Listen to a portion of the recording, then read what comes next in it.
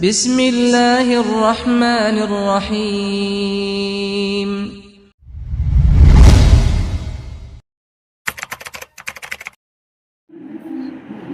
Bismillahirrahmanirrahim. Assalamualaikum warahmatullahi wabarakatuh.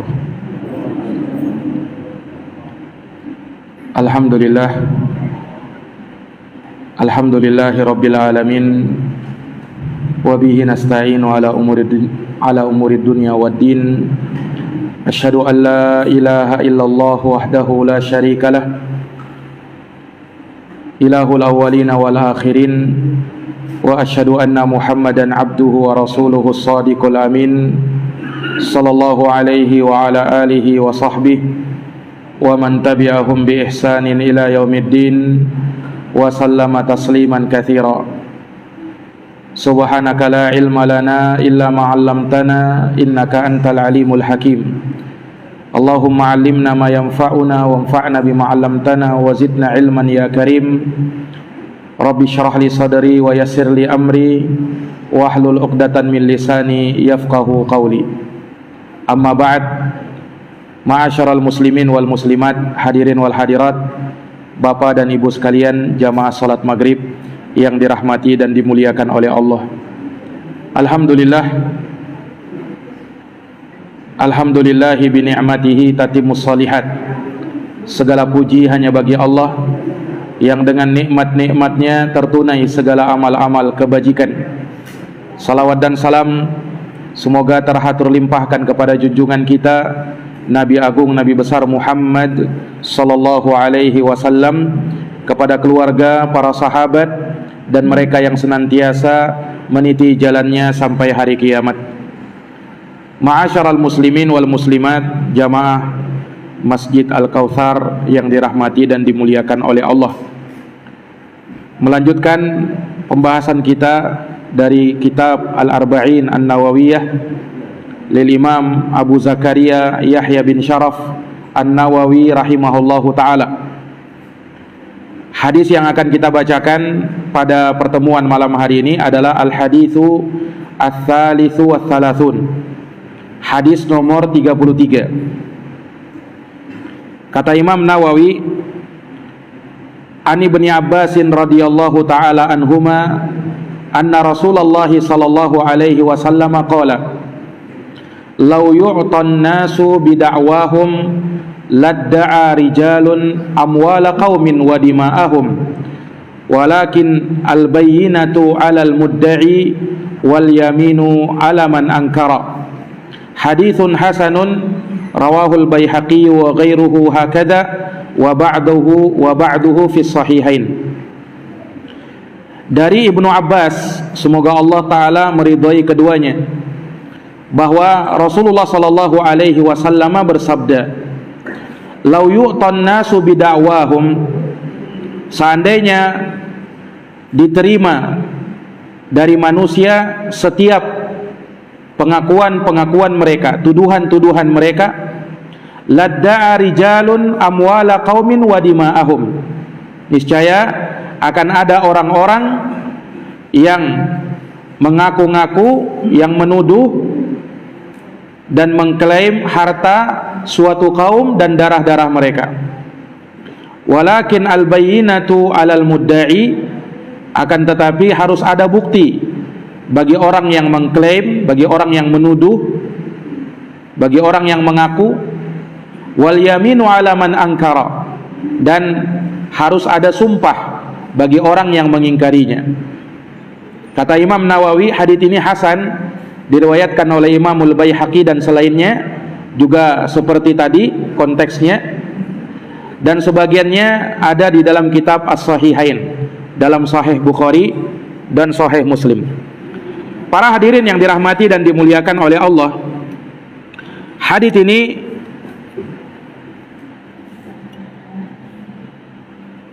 diterima dari sahabat yang mulia yang bernama Abdullah ibnu Abbas radhiyallahu anhuma, semoga Allah meridhai beliau dan juga bapak beliau, karena beliau dan bapaknya adalah masih dari kerabat Rasulullah sallallahu alaihi wasallam. bapak Abdullah ibnu Abbas, yaitu Al-Abbas ibnu Abdul Muttalib, merupakan pamannya Rasulullah, sehingga Abdullah ibnu Abbas adalah sepupunya Rasulullah sallallahu alaihi wasallam. Sehingga dari sana Abdullah ibnu Abbas itu sangat dekat dengan Nabi sallallahu alaihi wasallam. Hari-hari beliau itu senantiasa dekat dengan Nabi. Terlebih lagi salah seorang dari istri Rasulullah yang bernama Maimunah radhiyallahu anha adalah bibinya Ibnu Abbas. Bibinya Ibnu Abbas.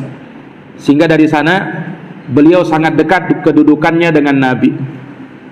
Iya. Dan sahabat Abdullah ibnu Abbas ini merupakan sahabat sagir Rasulullah sallallahu alaihi wasallam.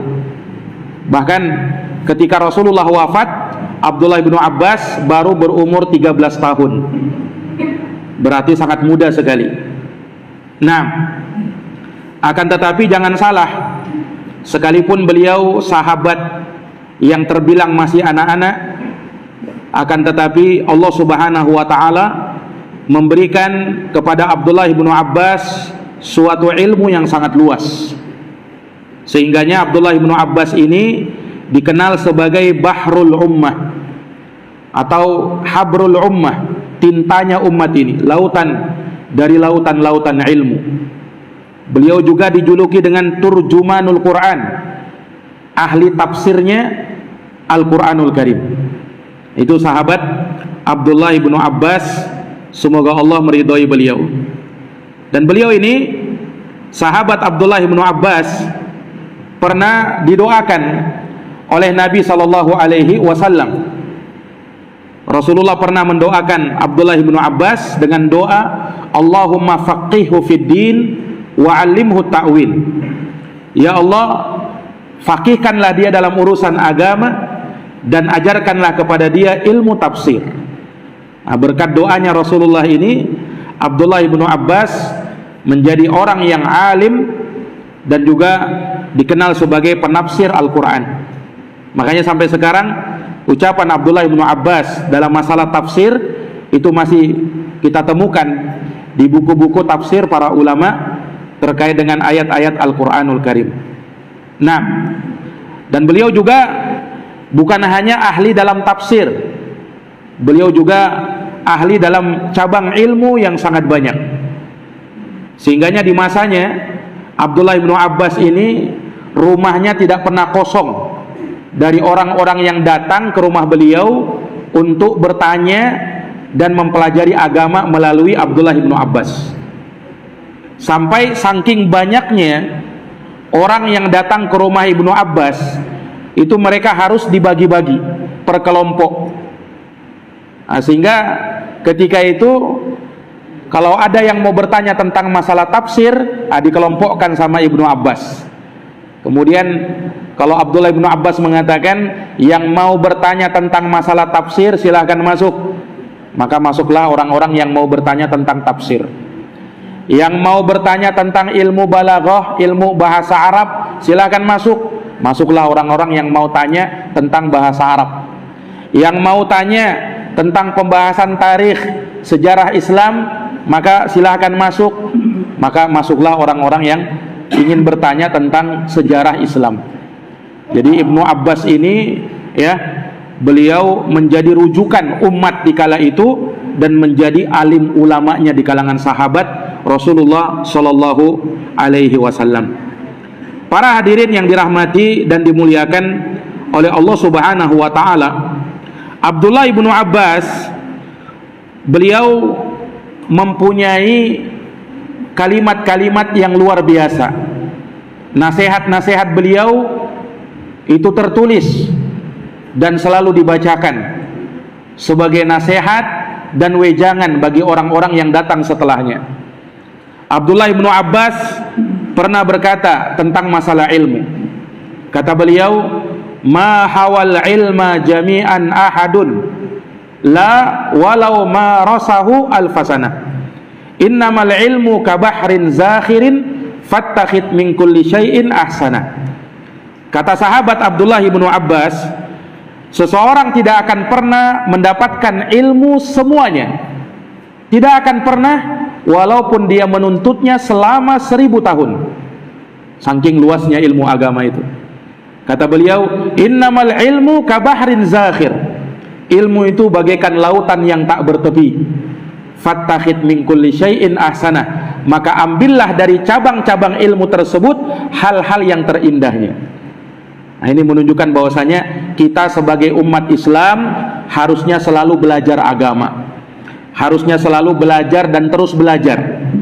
Karena dengan itulah kita bisa paham agama ini dengan baik.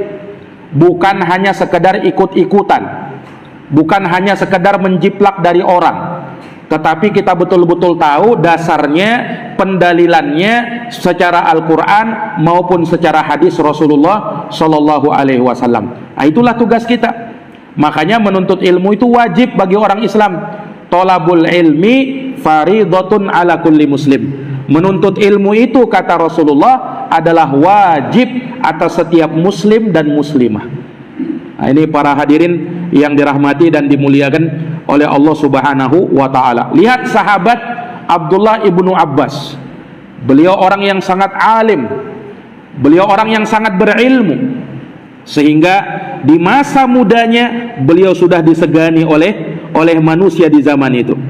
Makanya jamaah sekalian yang dirahmati dan dimuliakan oleh Allah Subhanahu wa taala, orang alim itu kata para ulama, al-alimu kabirun wa in kana hadatha wal jahilu shaghirun wa in kana syaikha.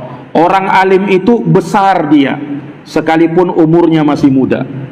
Sementara orang jahil itu kecil dia walaupun umurnya sudah tua. Nah, ini para jamaah yang dirahmati dan dimuliakan oleh Allah. Makanya cukuplah keutamaan orang yang mencari ilmu agama itu. Rasulullah pernah bersabda, man salaka tariqa yaltamisu fihi ilma sahalallahu lahu bihi tariqan ilal jannah. Barang siapa, kata Nabi, yang melangkahkan kakinya dalam rangka untuk belajar agama, maka Allah akan mudahkan baginya jalan menuju surga Allah Subhanahu wa ta'ala.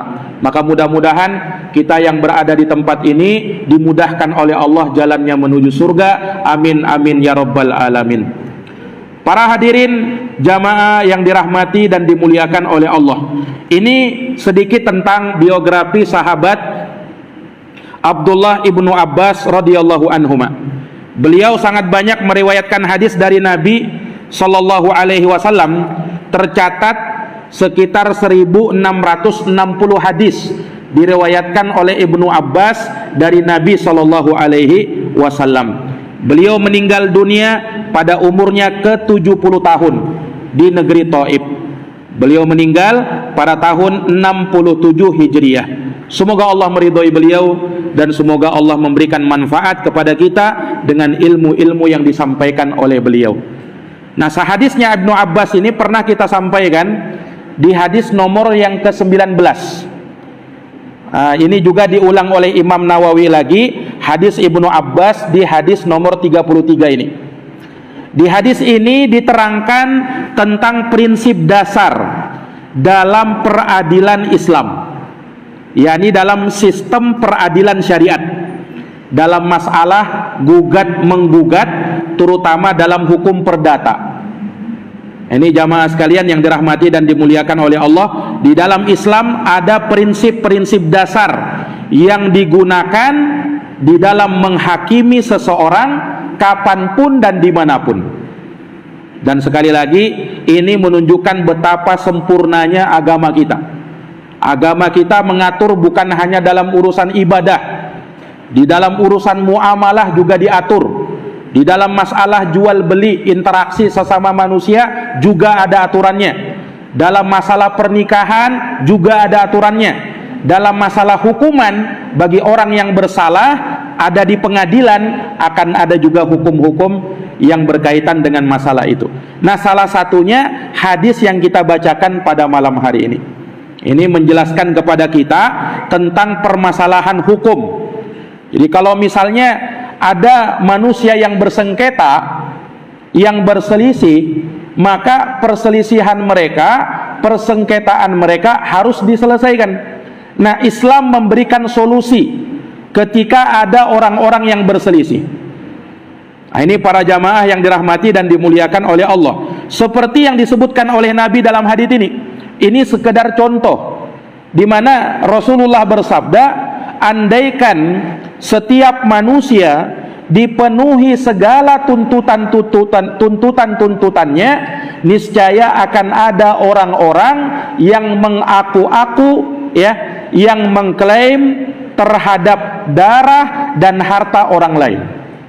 Jadi kalau misalnya diterima setiap tuduhannya, setiap dakwahannya, naam, niscaya akan terjadi keributan. Niscaya orang akan saling mendakwa satu sama lain.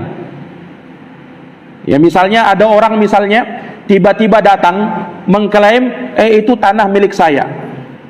Itu tanah milik saya. Andaikan diterima dakwahannya ini, niscaya akan terjadi keributan.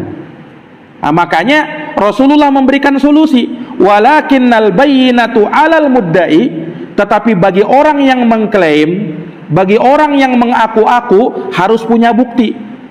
Wal yaminu 'ala man angkara, dan bagi orang yang dituduh, bagi yang terdakwa, dia harus bersumpah karena dia mengingkari perbuatan tersebut, karena dia mengingkari dakwahan tersebut.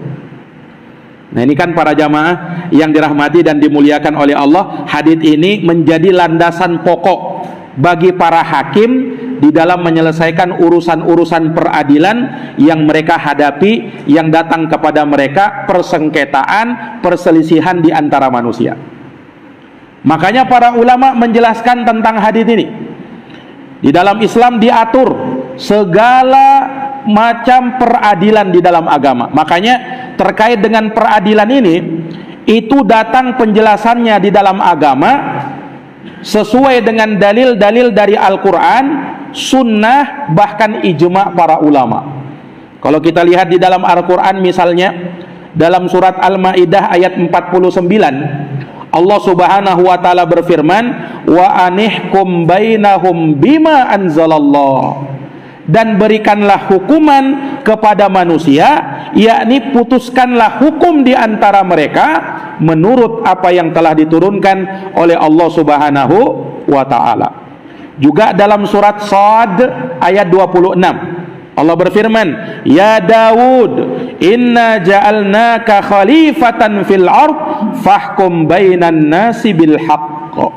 Kata Allah subhanahu wa ta'ala, hai Daud, sesungguhnya kami menjadikan kamu sebagai penguasa di muka bumi, maka berilah hukuman, berilah keputusan yang adil di antara manusia dengan seadil-adilnya.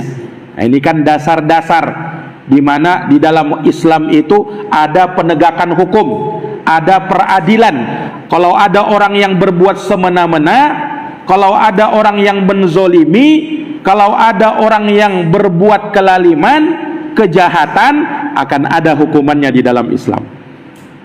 Di dalam hadis yang lain disebutkan dalam sebuah hadis misalnya dari sahabat Amr bin Al-As radhiyallahu anhu, Rasulullah pernah bersabda, ini terkait dengan seorang hakim yang memutuskan hukuman di antara manusia. Kata Rasulullah, idza hakamal hakimu, apabila seorang hakim memutuskan suatu hukum, fajtahada, dan dia berijtihad di dalam keputusan hukumannya tersebut, summa asaba, dan dia benar, falahu ajran, maka baginya 2 pahala. Pahala karena dia sudah bersungguh-sungguh mengerahkan kemampuannya untuk bisa memutuskan hukum itu, dan pahala yang kedua, benarnya dia dalam memutuskan hukum itu. Wa idza hakama fajtahada thumma akhta'a falahu ajrun wahid. Tapi barang siapa yang menetapkan suatu hukum dan dia sudah bersungguh-sungguh di dalamnya, berusaha untuk berlaku adil, tapi dia salah dalam keputusannya, kata Nabi, dia cuma dapat 1 pahala. Bukan dapat dosa, tapi dapat 1 pahala. Pahala apa? Pahala karena dia sudah bersungguh-sungguh untuk berusaha berlaku seadil-adilnya. Tapi dia salah. Yang namanya manusia bisa salah. Tapi kalau dia bukan bermaksud untuk mendolimi orang, ya, semata-mata dia putuskan dengan seadil-adilnya, tetapi ternyata keputusannya salah, maka dia dapat 1 pahala. Tapi kalau dia memutuskan dengan sogokan, dengan suapan, ya, dia disuap sama orang, dia disogok sama orang, maka bagi orang yang seperti ini akan mendapatkan dosa dan murka Allah Subhanahu wa taala, wal iyadu billah. Nah, ini para hadirin yang dirahmati dan dimuliakan oleh Allah Subhanahu wa taala. Maka menetapkan hukum peradilan ini adalah suatu kewajiban di dalam agama dan keutamannya sangat besar. Makanya disebutkan dalam hadis Abdullah ibnu Mas'ud, Rasulullah pernah bersabda, la hasada illa fisnataini. Tidak ada yang namanya hasad, iri dengki, kecuali dalam 2 hal.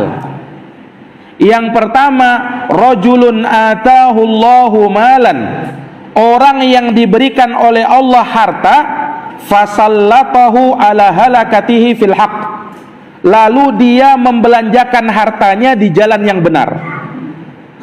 Yang kedua, wa akhar atahullahu hikmatan fahuwa yaqdi biha wa yuallimuha. Orang yang kedua adalah orang yang diberikan hikmah oleh Allah Subhanahu wa taala, lalu dia memutuskan hukuman di antara manusia sesuai dengan apa yang dia ketahui dan apa yang Allah berikan dari sifat hikmah tersebut. Nah, tidak ada yang namanya iri dengki, yaitu hasad, ya. Orang tidak boleh iri kecuali dalam 2 orang ini saja. Ini 2 orang ini pantas untuk kita iri dengan dia. Orang yang punya harta bukan untuk foya-foya, tapi dia punya harta, dia belanjakan di jalan yang benar. Nah, ini kita iri sama orang yang seperti ini, luar biasa.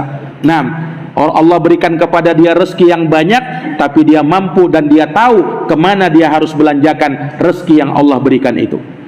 Dan yang kedua, orang yang diberikan oleh Allah hikmah, ya, maka dengan hikmah yang Allah berikan kepada dia, dia mampu memutuskan hukuman-hukuman di antara manusia dengan cara yang sangat adil dan seadil-adilnya. Nah, ini para jamaah yang dirahmati dan dimuliakan oleh Allah Subhanahu wa taala. Dan kedudukan peradilan di dalam Islam sangat penting dan sangat besar keutamaannya orang yang mengadili manusia dengan benar. Sampai kata Rasulullah, Pak, disebutkan dalam hadis Abu Buraidah radhiyallahu taala anhu, kata Nabi sallallahu alaihi wasallam, al-qudatu salasatun. Hakim itu ada 3 macam, kata Nabi. Ini para hakim ini. Para hakim yang memutuskan itu di peradilan itu ada 3 macam, kata Nabi. Isnatani finnar, 2 di dalam neraka.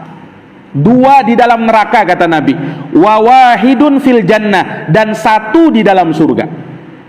Nah, ini siapa yang di dalam neraka ini? Hakim yang di dalam neraka. Siapa hakim yang di dalam surga ini? Kata Nabi sallallahu alaihi wasallam, rajulun alimal haqqa faqadha bihi fahuwa fil jannah. Hakim yang di dalam surga adalah seorang hakim yang dia tahu kebenaran, lalu dia memberi keputusan dengan kebenaran tersebut, maka dia yang di dalam surga. Dia di dalam surga, kata Nabi.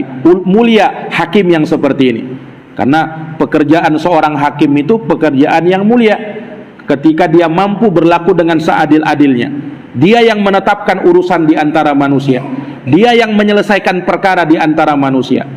Kemudian kata Nabi, 2 hakim yang di dalam neraka itu yang bagaimana? Wa rajulun qadha lin-nasi ala jahlin fahuwa finnar, yaitu seorang hakim yang mengadili manusia dengan kebodohannya, maka dia berada di dalam neraka. Makanya seorang hakim itu tidak boleh bodoh, harus alim dia, harus tahu agama dia, supaya bisa menjadi hakim yang adil.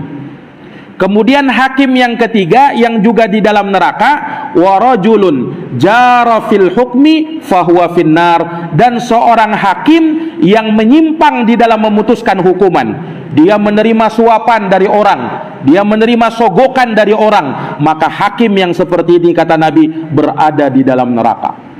Lihat jamaah sekalian, bagaimana Islam mengatur kan di dalam masalah hukum-hukum itu. Seorang hakim pun ya diancam kalau dia memutuskan dengan keputusan yang bodoh atau keputusan yang zalim. menunjukkan bahwasanya betul-betul Islam itu memperhatikan hukum-hukum peradilan di antara manusia. Para jamaah yang dirahmati dan dimuliakan oleh Allah, makanya di dalam Islam itu ditentukan, ya, disebutkan kriteria seorang hakim itu.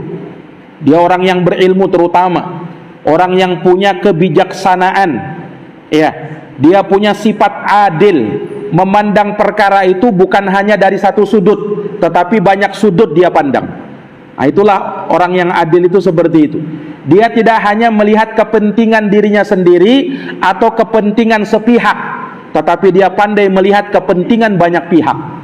Itu seorang yang adil, itulah seorang yang hakim. Dia tidak memutuskan perkara hanya dengan hawa nafsunya, dengan emosionalnya, dengan perasaannya, tidak. Tetapi dia memutuskan dengan penuh perenungan, dengan penuh kebijaksanaan, memikirkan dengan sedetail-detailnya dampak-dampak dari apa yang dia putuskan. Bukan berat, bukan ringan ke seorang menjadi hakim itu. Nah, perkaranya berat, pekerjaannya berat. Kenapa? Salah-salah dia bisa masuk ke dalam neraka gara-gara keputusannya. Dan kalau dia benar bisa berlaku adil, maka dia bisa masuk ke dalam surga dan dimuliakan di dalam surga. Nah, ini para jamaah yang dirahmati dan dimuliakan oleh Allah Subhanahu wa taala. Makanya Rasulullah sudah mewanti-wanti bagi para hakim yang dia menerima sogokan. Kata Rasulullah SAW, laknatullahi ala rashi wal murtashi. Allah melaknat seorang hakim yang menyuap atau minta disuap. Bayangkan sampai dilaknat oleh Allah Subhanahu wa taala, ya, oleh Nabi sallallahu alaihi wasallam karena hal tersebut. Nah, ini para jamaah yang dirahmati dan dimuliakan oleh Allah Subhanahu wa taala. Nah, disebutkan oleh para ulama kita rahimahumullahu taala bahwasanya seorang hakim biar bagaimanapun dia berusaha untuk berlaku adil, kadang dia bisa memutuskan hal yang salah. Kadang dia bisa memutuskan hal yang salah. Hanya saja kalau dasarnya dia menetapkan suatu hukum itu dengan penuh keadilan, dengan prinsip-prinsip keadilan, namun salah, maka dia tetap dapat pahala. Beda kalau dia menetapkan memang dasarnya dengan kezoliman, karena sakit hati dia sama orang itu. Nah, karena mungkin orang yang dia hakimi salah satunya adalah keluarganya, maka dia lebih berpihak pada keluarganya, dia lebih berpihak sama kerabatnya. Nah, maka yang seperti ini diancam. Yang seperti ini diancam. Makanya Pak, Rasulullah SAW saja pernah disebutkan dalam sebuah hadis. Nabi pernah melihat ada dua orang bertengkar, Pak. Berselisih mereka, bersengketa mereka. Maka datanglah Rasulullah memutuskan di antara mereka. Maka masing-masing dari mereka mengadukan argumentasinya, hujahnya. Oh, begini ya Rasul, yang satunya juga begini ya Rasul. Maka Rasul pun memutuskan perkara di antara mereka, keputusannya begini. Kemudian Nabi ingatkan, kata Rasulullah, Pak, ana bashar, saya ini betul seorang nabi, tapi juga saya adalah seorang manusia biasa. Wa innahu ya'tinil khasmu fala'alla ba'dakum ayyakuna ablagha min ba'din fa ahsibu annahu shadaq fa aqdi lahu dalika faman qadaitu lahu bihaqqi muslimin fa inna ma hiya qit'atun minan nar fayakhudhuha aw liyatrukaha. Kata Nabi, dan sesungguhnya telah datang kepada saya orang-orang yang bersengketa, lalu sebagian mereka pun mengadukan argumennya begini dan begini. Maka boleh jadi, kata Nabi, ada orang yang karena ucapannya lebih fasih, lebih terang ucapannya, lalu aku pun menyangka dialah yang benar, aku pun putuskan itu benar pada dirinya. Maka kata Nabi, barang siapa yang aku putuskan seperti itu, tapi ternyata dia telah mendolimi saudaranya, maka itu, kata Nabi, adalah sesuatu, ya, yang merupakan potongan dari api neraka. Maka silahkan dia ambil, silahkan dia tinggalkan. Ini isyarat dari Nabi, Pak, bahwasanya terkadang Seorang hakim bisa saja memutuskan keputusan yang salah. Setelah mungkin dia berijtihad, setelah mungkin dia berusaha untuk memutuskan dengan seadil-adilnya, boleh jadi dia salah. Boleh jadi dia salah dalam kasus seperti itu. Nah, makanya ketika hal tersebut terjadi, kemudian ternyata keputusannya salah, lalu ada pihak yang terzolimi dalam hal tersebut, maka urusannya diserahkan kepada Allah sekarang. Urusannya diserahkan kepada Allah sekarang. Siapa yang berbuat zalim, pengadilan di dunia belum selesai, akan ada pengadilan di akhirat. Nah, itu jamaah sekalian yang dirahmati oleh Allah. Sehingga walaupun orang itu terzolimi di dunia, dia harus dipenjara misalnya, dia harus dihukum misalnya pada perkara yang dia tidak bersalah, maka nanti di pengadilan akhirat Allah Subhanahu wa ta'ala akan selesaikan urusannya. Nah, itu para jamaah yang dirahmati dan dimuliakan oleh Allah Subhanahu wa ta'ala. Baik, maka hadis yang mulia ini sekali lagi dia menjadi dasar. Andaikan kata Nabi diberikan dan diterima oleh manusia, dari manusia, setiap tuntutan-tuntutan mereka, niscaya akan terjadi kekacauan. Akan ada orang-orang yang menuntut harta orang lain, menuntut darah orang lain. Akan tetapi harus ada bayyinah, harus ada bukti bagi orang yang mengklaim, bagi orang yang menuntut, dan harus ada sumpah bagi orang yang mengingkarinya. Para jamaah yang dirahmati dan dimuliakan oleh Allah, ini kan terjadi dalam banyak kasus. Ya, orang misalnya ketika dia mengklaim, menuntut si fulan ini, taruhlah misalnya antara si Zaid dan si Khalid. Antara si Zaid dan si Khalid misalnya. Si Zaid berkata, "Hei Khalid, kau punya utang kepadaku 1 juta, bayarkan utangmu itu." Nah, berarti yang mendakwa di sini adalah Zaid, yang terdakwa adalah si Khalid. Dia menuntut, ya kan? Dia menuntut, kamu punya utang sama saya 1 juta, bayarkan, bayar utangmu sekarang, katanya. Para jamaah yang dirahmati dan dimuliakan oleh Allah, ketika ada tuntutan yang seperti ini, si Zaid menuntut si Khalid supaya bayar utang, maka ketika si Khalid menentangnya, mengingkarinya, disinilah terjadi persengketaan di antara mereka, antara Zaid dan Khalid. Kenapa? Si Khalid tidak mengakui utang. Si Zaid kan mengatakan, kamu berutang wahai Khalid. Si Khalid bilang, saya tidak pernah utang sama kau. Nah, maka harus ada hukum peradilan di antara mereka. Bagaimana? Ini yang diterapkan. Al-bayyinah alal mudda'i, harus ada bukti bagi orang yang menuduh. Si Zaid ini harus mendatangkan bukti. Mana buktinya kalau si Khalid itu berutang? Harus mendatangkan bukti. Sementara si Khalid, kalau ternyata tidak ada bukti bagi si Zaid, maka Khalid harus bersumpah. Saya bersumpah bahwa saya tidak punya utang sama si Zaid. Setelah itu dipisahkan di antara mereka. Nah, ini para jamaah sekalian yang dirahmati oleh Allah. Kan bisa jadi si Khalid ini, ya, dia berbuat zalim, bisa jadi kan? Mungkin si Zaid pernah memang mengutangi si Khalid, tetapi dia tidak punya bukti, dia tidak punya utang tertulis, ya. Dia tidak punya bukti-buktinya, ya, dia waktu itu mengutangi, ya, lillahi ta'ala, hanya Allah yang tahu. Naam. Si Khalid pun mengingkari. Penyelesaiannya seperti itu. Kalau si Zaid punya bukti, selesai masalah. Berarti si Khalid harus dia membayar utangnya. Tetapi kalau si Zaid tidak punya bukti, maka Khalid disuruh bersumpah, demi Allah kata dia, bahwa saya tidak pernah berutang kepada si Zaid. Kemudian masalahnya selesai, tidak ada lagi masalah di antara mereka. Tetapi kalau salah satu dari mereka berbuat zolim, disinilah hukuman Allah berlaku nantinya untuk salah seorang dari mereka. Makanya Pak, jamaah yang dirahmati dan dimuliakan oleh Allah, Allah Subhanahu wa ta'ala menetapkan hukum. Ketika orang ini bersumpah, disuruh bersumpah, itu bukan perkara yang ringan, karena dia menyebut nama Allah di dalamnya.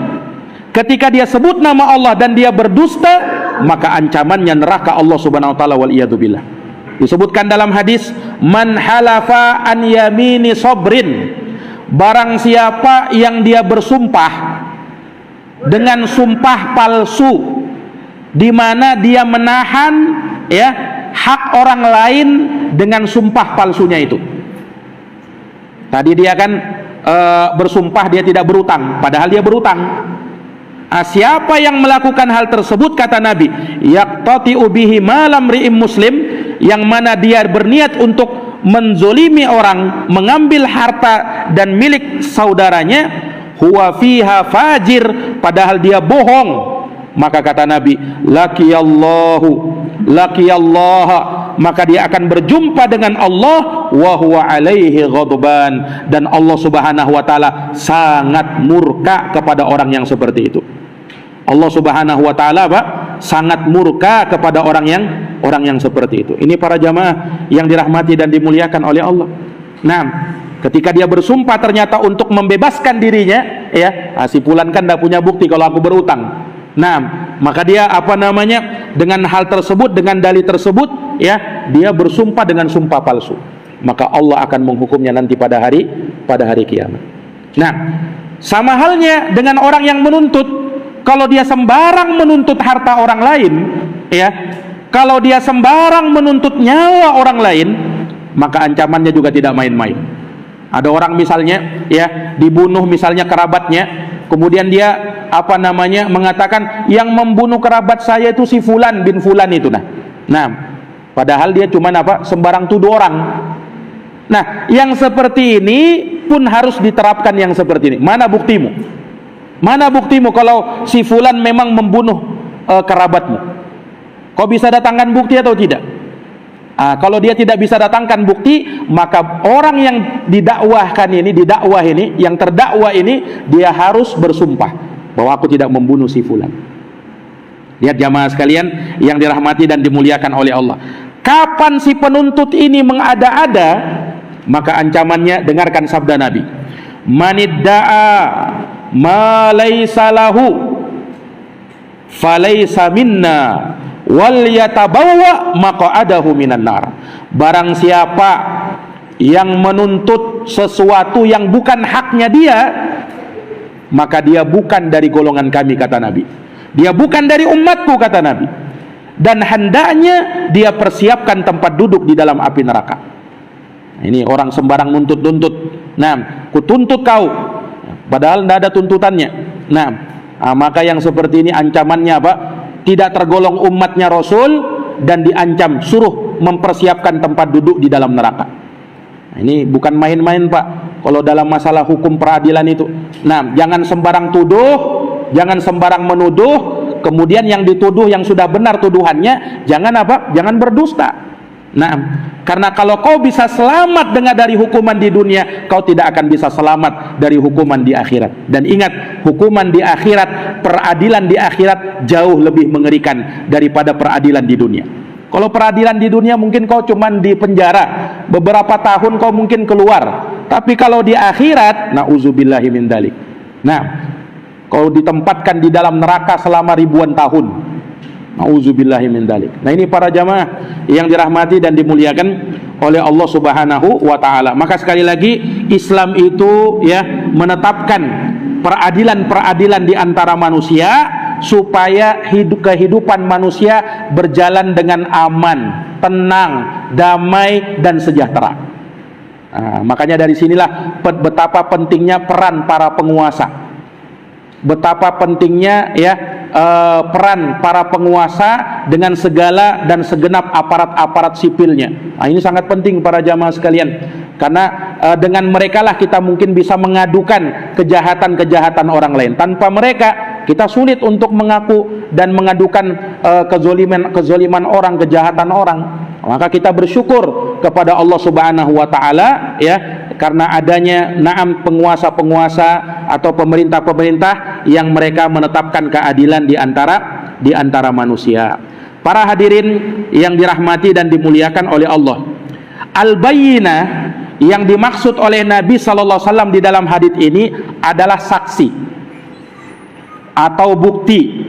Bukti itu bisa berupa saksi, bisa juga bukti secara tertulis.